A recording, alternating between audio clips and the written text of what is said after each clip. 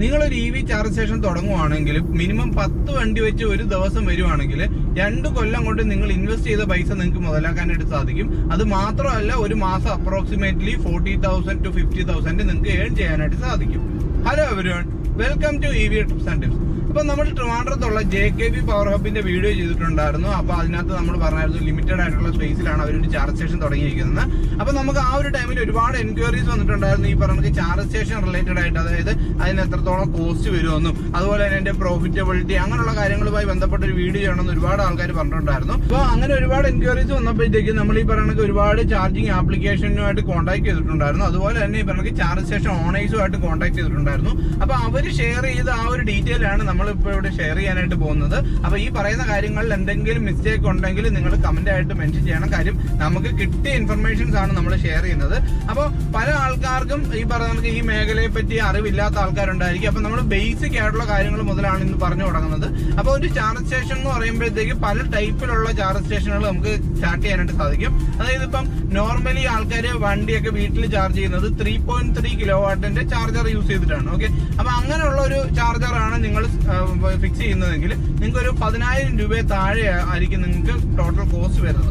Okay, അപ്പൊ അങ്ങനെ invest ചെയ്യുമ്പോഴത്തേക്കുള്ളൊരു പ്രശ്നം എന്ന് പറഞ്ഞു കഴിഞ്ഞാൽ ഒരു വണ്ടി നിങ്ങളുടെ അടുത്ത് ചാർജ് ചെയ്യാനായിട്ട് വന്നു കഴിഞ്ഞാൽ ആ വണ്ടി ഏകദേശം 10 മണിക്കൂറോളം കിടക്കേണ്ടതായിട്ട് വരും. അപ്പൊ അത്രയും നേരം ഈ പറഞ്ഞ ഒരു വണ്ടി ചാർജ് ചെയ്യാൻ എടുക്കുക എന്ന് പറയുമ്പോഴത്തേക്ക് നമുക്ക് ഒരിക്കലും റോഡ് സൈഡിലൊന്നും ഇത് കൊണ്ടൊന്നും വെക്കാൻ പറ്റില്ല. കാര്യം ആൾക്കാർക്ക് എപ്പോഴും പെട്ടെന്ന് ഫാസ്റ്റ് ആയിട്ട് ചാർജ് ചെയ്ത് കൊണ്ടുപോകണം എന്നുള്ളത് കൊണ്ട് ഇത് അത്രത്തോളം യൂസ്ഫുൾ ആയിരിക്കില്ല. പക്ഷെ അതേസമയം റിസോർട്ടുകളിലോ അങ്ങനെയുള്ള സ്റ്റേ ഓപ്ഷൻസ് പ്രൊവൈഡ് ചെയ്യുന്ന സ്ഥലങ്ങളിൽ ഈ ഒരു ചാർജിങ് ഓപ്ഷൻ ആയിരിക്കും കുറച്ചുകൂടെ ബെറ്റർ.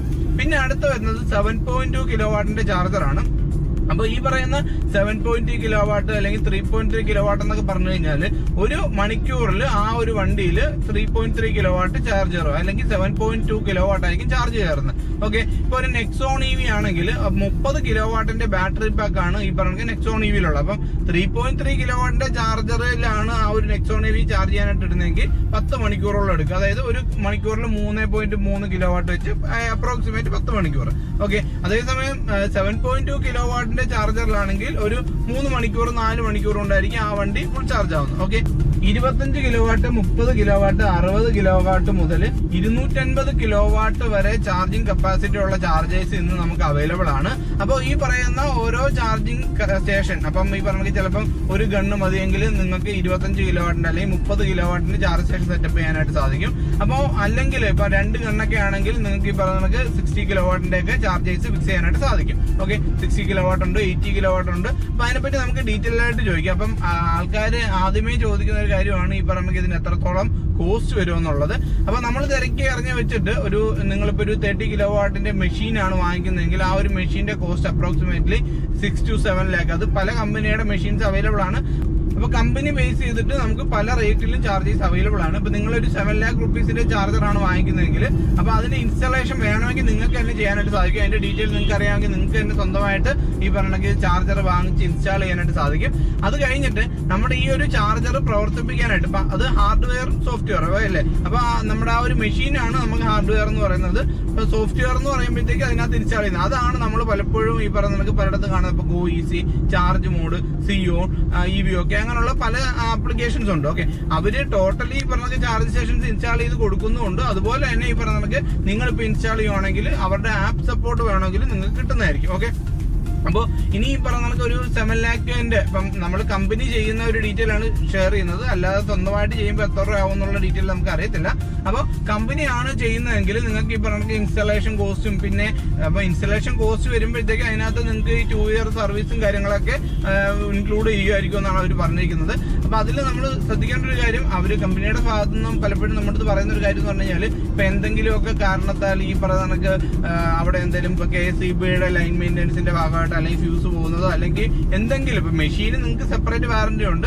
പക്ഷേ ഈ പറഞ്ഞ സർവീസ് വാറന്റി അവർ 2 year പ്രൊവൈഡ് ചെയ്യുന്നുണ്ട്. അപ്പൊ ഇതിന്റെ ഇടയ്ക്ക് വെച്ച് എന്തെങ്കിലും ഒരു പ്രശ്നം ഉണ്ടായി കഴിഞ്ഞാൽ ഈ പറഞ്ഞ 24 hourനുള്ളിൽ അവരത് കറക്റ്റ് ചെയ്ത് തരുമെന്നാണ് പറയുന്നത്. അപ്പൊ നമ്മുടെ സ്വന്തമായിട്ടാണ് ഇൻസ്റ്റലേഷനും കാര്യങ്ങളും ചെയ്യുന്നതെങ്കിൽ ആ ഒരു കറക്ഷനും കാര്യങ്ങളൊക്കെ നമ്മൾ തന്നെ ചെയ്യേണ്ടതായിട്ട് വരും. അപ്പൊ അത് എല്ലാം കൂടെ ചേർത്തിട്ടാണ് അവർ ഒരു ഫീസ് വാങ്ങിക്കുന്നത്.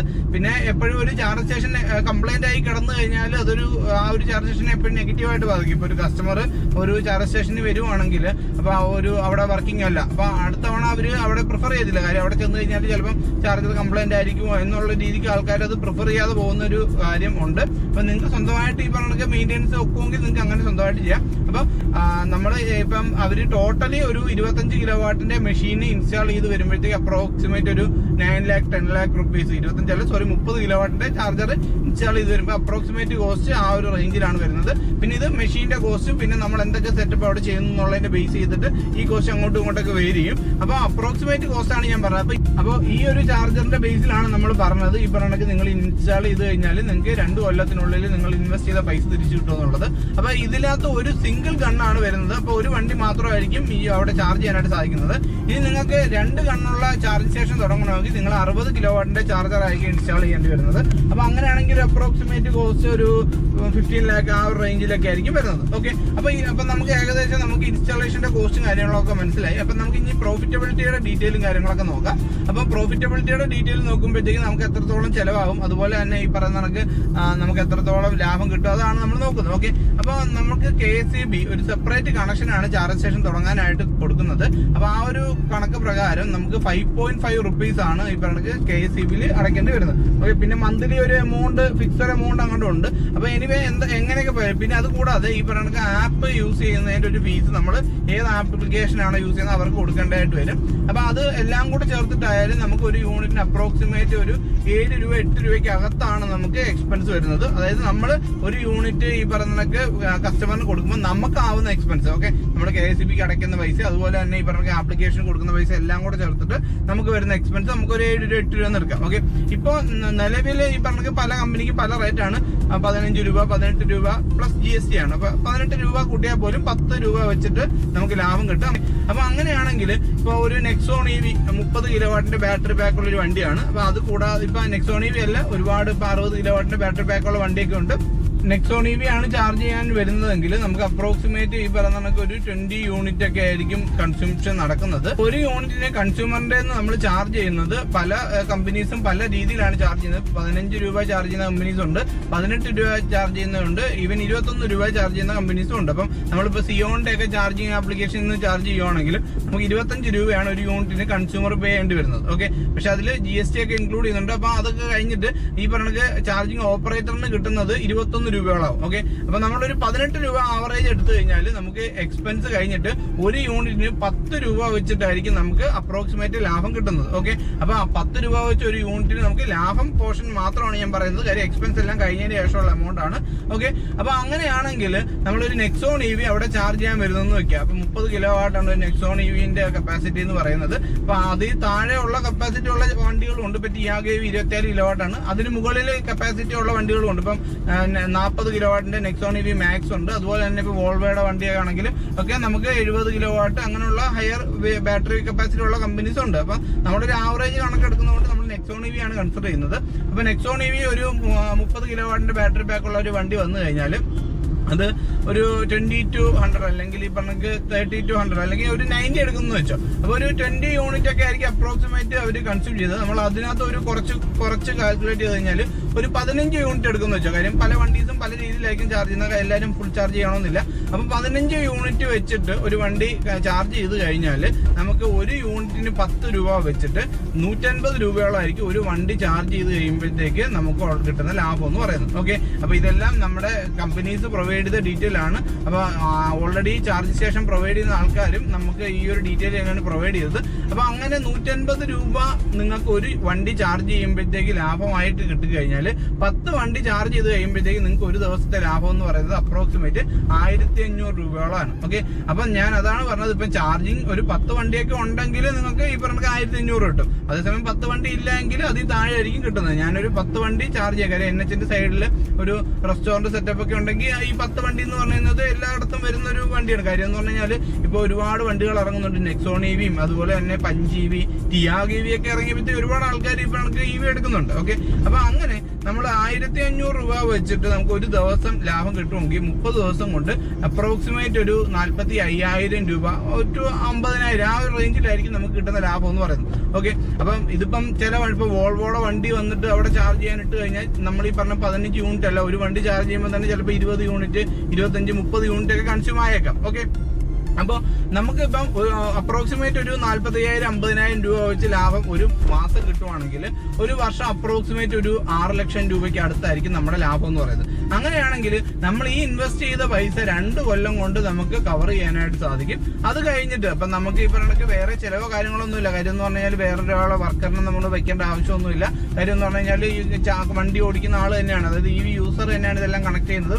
നമുക്ക് ഈ പറഞ്ഞ ആപ്പ് ത്രൂ നമ്മളുടെ എല്ലാ ഡീറ്റെയിലും കാര്യങ്ങളൊക്കെ നമുക്ക് അറിയാനായിട്ട് സാധിക്കും. ഓക്കെ, അപ്പോൾ അങ്ങനെയാണെങ്കിൽ ഈ പറഞ്ഞ നിങ്ങളുടെ 2 കൊല്ലത്തിനകം നിങ്ങൾക്ക് ഈ എമൗണ്ട് റിക്കവർ ചെയ്യാനായിട്ട് സാധിക്കും. അത് കഴിഞ്ഞിട്ട് നിങ്ങൾക്ക് അപ്രോക്സിമേറ്റ് ഈ പറയുന്ന ഒരു 50,000 രൂപ വെച്ചിട്ട് അല്ലെങ്കിൽ ഒരു 40,000 രൂപ വെച്ചിട്ട് മന്ത്ലി ഏർണിങ്സ് കിട്ടാനാണ് സാധ്യതയുണ്ട്. അപ്പോൾ ഈ പറയുന്ന നിങ്ങളുടെ ഏരിയ, ഇപ്പം നിങ്ങളൊരു ചാർജ് സ്റ്റേഷൻ തുടങ്ങുന്നത് നിങ്ങൾക്ക് സ്വന്തമായിട്ട് പ്രോപ്പർട്ടി ഉള്ള സ്ഥലത്തായിരിക്കും, അല്ലെങ്കിൽ ഈ പറഞ്ഞ ഇൻവെസ്റ്റ് ചെയ്യുന്ന പല ഏരിയാസിലും ആയിരിക്കും. ഓക്കെ, അപ്പൊ നിങ്ങൾ നോക്കുക ഈ പറയുന്ന രീതിയിൽ ഇപ്പം 10 പുറത്ത് വണ്ടികൾ ഒരു ദിവസം വരുവാണെങ്കിൽ അതിനനുസരിച്ച് ഈ പറയുന്ന കണക്ക് ലാഭം കൂടുതലായിരിക്കും. 10 താഴെയാണ് വണ്ടികൾ വരുന്നതെങ്കിൽ ഈ പറയുന്ന കണക്ക് ലാഭം കുറവായിരിക്കും. അപ്പൊ ഓരോ ഏരിയ ബേസ് ചെയ്ത്, അപ്പൊ അതുകൊണ്ട് തന്നെയാണ് നിങ്ങൾ ചാർജ് സ്റ്റേഷൻ തുടങ്ങുകയാണ്. ഇപ്പം പ്രത്യേകിച്ച് NH-ന്റെ സൈഡിലോ MC റോഡിന്റെ സൈഡിലോ റെസ്റ്റോറന്റ് ഓൺ ചെയ്യുന്ന വ്യക്തികളാണെങ്കിൽ നിങ്ങൾക്ക് കണ്ണും പൂട്ടിയിട്ട് ഈ പറഞ്ഞ ചാർജ് സ്റ്റേഷൻ തുടങ്ങാം. കാര്യം എന്ന് പറഞ്ഞു കഴിഞ്ഞാൽ നിങ്ങൾ അങ്ങനെ ഒരു ചാർജ് സ്റ്റേഷൻ തുടങ്ങി കഴിഞ്ഞാൽ നിങ്ങൾക്ക് കിട്ടുന്ന ലാഭം ഈ പറയുന്ന എമൗണ്ട് മാത്രമല്ല.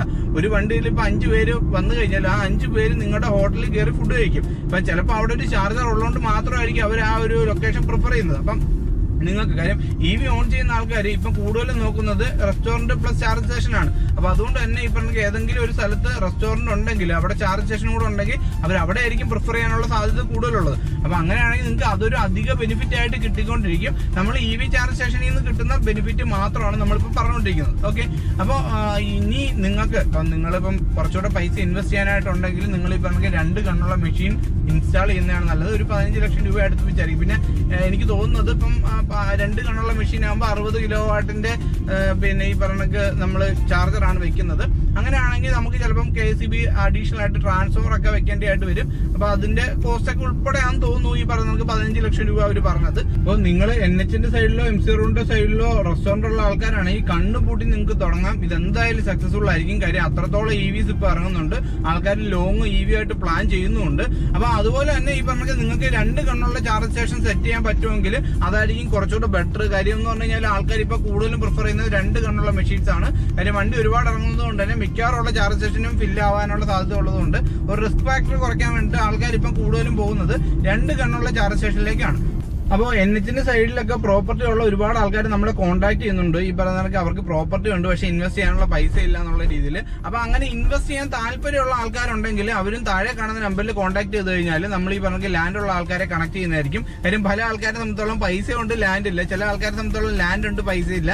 അങ്ങനത്തെ ഉള്ള അവസ്ഥയായിരിക്കും. അപ്പൊ അങ്ങനെയാണെങ്കിൽ ഈ പറഞ്ഞ കണക്ക് നിങ്ങൾക്ക് ആ ഒരു പ്രോപ്പർട്ടിയുടെ ഒരു റെന്റ് ഔട്ട് ബേസിസിൽ നിങ്ങൾക്ക് എടുക്കാനായിട്ട് സാധിക്കും. അപ്പൊ നിങ്ങൾ ഇൻവെസ്റ്റ് ചെയ്യുവാണെങ്കിൽ ഈ പറഞ്ഞ ലാഭം നിങ്ങൾക്ക് എടുക്കുകയും ആ ഒരു പ്രോപ്പർട്ടിയുടെ റെന്റ് മാത്രം നിങ്ങൾക്ക് പേ ചെയ്യേണ്ടതായിട്ടും വരും. അതുപോലെ തന്നെ ഈ പറഞ്ഞ ലാൻഡ് ഓൺ ചെയ്യുന്ന വ്യക്തിയാണെങ്കിൽ നിങ്ങളെ സംബന്ധിച്ചോളം റെന്റ് കിട്ടാനുള്ള സാധ്യതയുണ്ട്.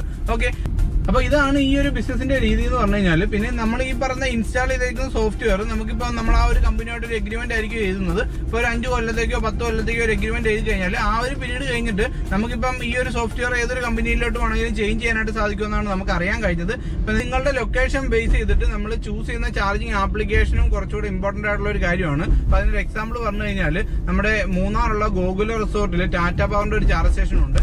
അവിടെ അവരൊരു യൂണിറ്റിന് ചാർജ് ചെയ്യുന്നത് ഏകദേശം 21 to 25 രൂപയൊക്കെയാണ്. പക്ഷെ അവിടെ വണ്ടികൾ ചാർജ് ചെയ്യാനായിട്ട് വരുന്നുണ്ട്. കാര്യം അവിടെ KSEBിയുടെ ചാർജ് സ്റ്റേഷൻ കഴിഞ്ഞാൽ ഇപ്പൊ നിലവിൽ ഈ ഒരു ചാർജ് സ്റ്റേഷൻ മാത്രമേ ഉള്ളൂ.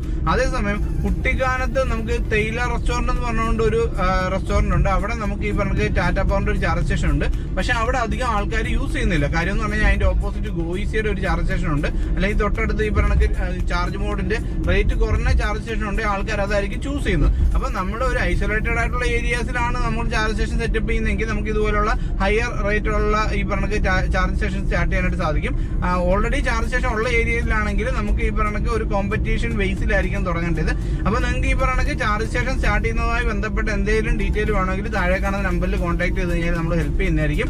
അപ്പൊ അതുപോലെ തന്നെ നിങ്ങൾ ഈ പറഞ്ഞ ഇൻവെസ്റ്റ് ചെയ്യാൻ താല്പര്യമുള്ള ആൾക്കാർ അല്ലെങ്കിൽ ലാൻഡ് ഓൺ ചെയ്യുന്ന ആൾക്കാരാണെങ്കിലും നിങ്ങൾ കോൺടാക്ട് ചെയ്ത് കഴിഞ്ഞാൽ നമ്മൾ ഈ പറഞ്ഞ ഇൻവെസ്റ്റ് ചെയ്യുന്ന ആൾക്കാരെ ലാൻഡ് ഓൺ ചെയ്യുന്ന ആൾക്കാരെ നമ്മൾ കണക്ട് ചെയ്ത് തരുന്നതായിരിക്കും. അപ്പോൾ റെസ്റ്റോറന്റ് ഓൺ ചെയ്യുന്ന ആൾക്കാരാണെങ്കിൽ നിങ്ങൾ ഉറപ്പായിട്ട് ഈ പറഞ്ഞ ചാർജ് സ്റ്റേഷൻ ബിസിനസിനെ പറ്റി പ്ലാൻ ചെയ്യണം. കാര്യം നമുക്കറിയാവുന്ന ഒരുപാട് ആൾക്കാർ ഈ പറഞ്ഞ റെസ്റ്റോറന്റ്, അതിന് എക്സാമ്പിൾ പറഞ്ഞു കഴിഞ്ഞാൽ ഇപ്പം ഈ പറഞ്ഞതൊക്കെ ഇപ്പൊ ലുലു മാളില് അവർ ആദ്യമേ സ്റ്റാർട്ട് ചെയ്തത് 2 ഗോയിസിയുടെ ചാർജ് സ്റ്റേഷനാണ്. അത് കഴിഞ്ഞപ്പോഴത്തേക്ക് അവിടെ വണ്ടി കൂടുതലായിട്ട് വരുന്നു എന്ന് പറഞ്ഞപ്പോൾ അവർ വീണ്ടും 2 കണ്ണും കൂടെ കണക്ട് ചെയ്തു. അതുപോലെ തന്നെ ആലപ്പുഴ പോകുന്ന വഴിക്ക് NH സൈഡിൽ നമുക്ക് കൽപ്പകവാടി റെസ്റ്റോറന്റിൽ നമുക്ക് ചാർജ് സ്റ്റേഷൻ അവൈലബിൾ ആണ്. അവിടെ നമുക്ക് ചാർജ് ബോർഡിന്റെ ചാർജ് സ്റ്റേഷൻ ആണ്. അപ്പൊ അവിടെ ആദ്യമേ അവർ 2 കണ്ണുള്ള മെഷീനാണ് വെച്ചത്. കുറച്ച് നാൾ കഴിഞ്ഞപ്പോഴത്തേക്ക് അവർ വീണ്ടും 1 കണ്ണുള്ള ഒരു മെഷീനും കൂടെ വെച്ചു. അപ്പൊ അവർക്ക് ആ ഒരു ചാർജ് സ്റ്റേഷനിൽ അത്രത്തോളം ആൾക്കാർ വരുന്നു എന്നുള്ളത് കൊണ്ടാണല്ലോ അവർ വീണ്ടും ചാർജ് സ്റ്റേഷൻ വീണ്ടും അവിടെ ഇൻസ്റ്റാൾ ചെയ്യുന്നത്. അല്ലെങ്കിൽ ഈ നമുക്ക് വീണ്ടും അവിടെ ഓൾറെഡി ചാർജർ ഉള്ളത് കൊണ്ട് തന്നെ അധികമായിട്ടൊരു ചാർജ് സ്റ്റേഷൻ വെക്കേണ്ട ഒരു ആവശ്യം അവർക്കില്ല. പക്ഷെ അത്രത്തോളം വരുമാനം അവർക്ക് വരുമാനം എന്ന് പറഞ്ഞാൽ ഇപ്പൊ എനിക്ക് തോന്നുന്നു അവിടെ ഒരു ചായക്കും പഴംപൊരിക്കൊക്കെ 20 രൂപ വെച്ചിട്ടാണ്. എന്നിട്ടും ആൾക്കാർ അവിടെ വന്ന് ഈ പറഞ്ഞ ഫുഡ് ഓപ്ഷൻസ് ചൂസ് ചെയ്യാനുള്ള സാധ്യത ഉണ്ട്. കാര്യം എന്ന് പറഞ്ഞു കഴിഞ്ഞാൽ ചാർജ് ചെയ്യുന്ന സമയത്ത് ടൈം വേസ്റ്റ് ആവണ്ടെന്നുള്ളതുകൊണ്ട്. അപ്പൊ അതുകൊണ്ട് തന്നെ ഈ പറഞ്ഞ നിങ്ങൾ റെസ്റ്റോറന്റിൽ NH സൈഡിലോ MC റോഡിന്റെ സൈഡിലോ ആണെങ്കിൽ ചാർജ് സ്റ്റേഷൻ വെച്ച് കഴിഞ്ഞാൽ സക്സസ്ഫുൾ ആവും എന്നുള്ള കാര്യത്തിൽ ഒരു ഡൗട്ടും വേണ്ട. അപ്പോൾ EV ചാർജ് സ്റ്റേഷൻ റിലേറ്റഡ് ആയിട്ടുള്ള എല്ലാ ഡീറ്റെയിലും നമ്മൾ ഈ ഒരു വീഡിയോയിൽ ഇൻക്ലൂഡ് ചെയ്തെന്ന് വിചാരിക്കുന്നു. എന്തെങ്കിലും കാര്യം മിസ് ചെയ്തിട്ടുണ്ടെങ്കിൽ നിങ്ങൾ കമന്റ് ആയിട്ട് മെൻഷൻ ചെയ്ത് കഴിഞ്ഞാൽ നമ്മൾ ഈ പറഞ്ഞ അടുത്ത വീഡിയോയിൽ ക്ലിയർ ചെയ്യുന്നതായിരിക്കും. അപ്പോൾ EV റിലേറ്റഡ് ആയിട്ടുള്ള കൂടുതൽ കണ്ടന്റ്സുമായിട്ട് നമുക്ക് ഇനിയും കാണാം. പുതിയൊരു വീഡിയോ ആയിട്ട് വരുന്നവരെ bye from EV TRIPS and tips.